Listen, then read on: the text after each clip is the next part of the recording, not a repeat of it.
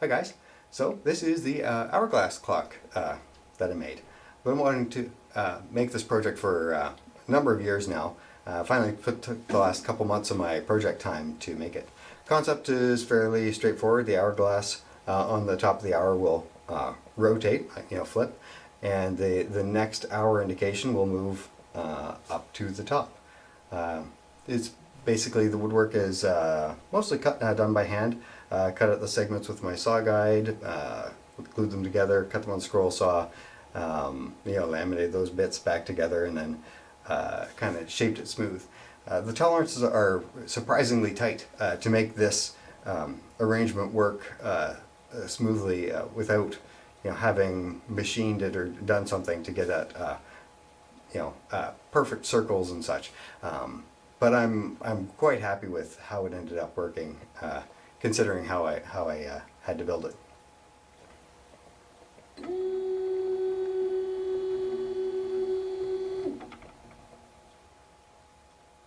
So here's another view of the hourglass with the where we can see the ring construction a little bit better. I've got a bunch of different segments that are lapped together to make up the rings. All of the direction of the grain goes around the perimeter of these rings, except for the outer rings teeth, which have 12 segments, 12 pieces of wood that all kind of point towards the center of the ring. This rear brace here has a shaft glued into it, which goes through a large bearing in the box, and then into a smaller bearing at the back, and that's what it rotates on and takes all the weight. So on top we can see a couple of things here. I have the hourglass sitting into a little pocket in the bottom and a little slot on top, and then this little piece of wood here holds the hourglass into that slot. On top I have a couple of buttons here that are nice and flush. I like the way it they're somewhat indiscreet here. And that lets me turn the clock off and on. So basically disables the whole motor mechanism without affecting time. We'll get to that. Inside here, these are pressed up to the top with some springs, and underneath that is a wall switch, which gives us a nice solid feel when you press it. The box itself, the walnut here, is made with full blind dovetails, and for the top, bottom, and sides, and the front is set in with a drawer lock bit. So the whole construction of this can be, as I was building it, could be tapped together, and I could fit other things around before I finally ended up gluing it together. I'd wanted to use a live edge piece of wood in a project for a while, and this was a very good opportunity for me to use it. The weight of the hourglass and the rings and everything brought the center of mass of this whole contraption out close to the front of this box, so it was marginally tippy.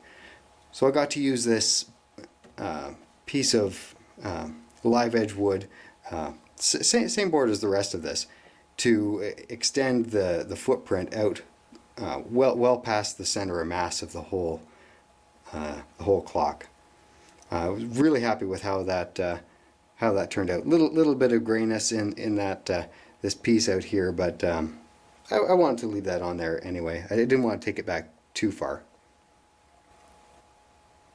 On the back of the clock, I have a small French cleat here in case I want to hang the clock on the wall. This bottom plate is actually attached with 3 bolts that go into threaded tapped holes in the bottom of the clock base. So if it's hanging, this base plate can optionally be removed. Not sure if you'd want to or not, but anyway, it's there. The rear panel here has a little book matched piece in the middle frame, and it basically just slides up and comes out. It's these little tabs here are spring-loaded tabs that will help pull the top of this panel into the clock as it goes down, because there's a couple little tapered grooves inside, and a small little groove channel in the bottom which keeps the bottom of the rear panel tight. And putting it back in, just put it in and it seats nicely. In the back of the clock, I've got a little roller skate bearing here which holds the end of the shaft that that goes out to the front of the clock with the inner ring gear. It's held in by this screw and washer. This gear, this walnut gear here, is attached to that shaft. It will translate the torque. It can come off, but it translates the torque from the motor as well as acts as a photo interrupter. That little slot up there, and there's another slot under this optical sensor right here, lets me know when to stop the motor once it's reached its turned its 180 degrees. So I can adjust it a little bit if I have to, to get it basically stopping in the right position. Alright, so a bunch of stuff going on here.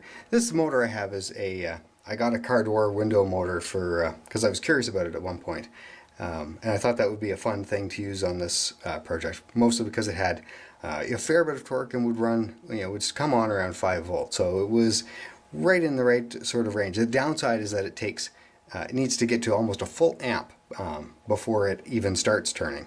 The load of the Hourglass is insignificant compared to the actual torque it takes just to turn the motor. So a little bit unfortunate for the battery and stuff that I was using, but otherwise, I mean, it was a pretty good decision. This circuit here, I decided to go with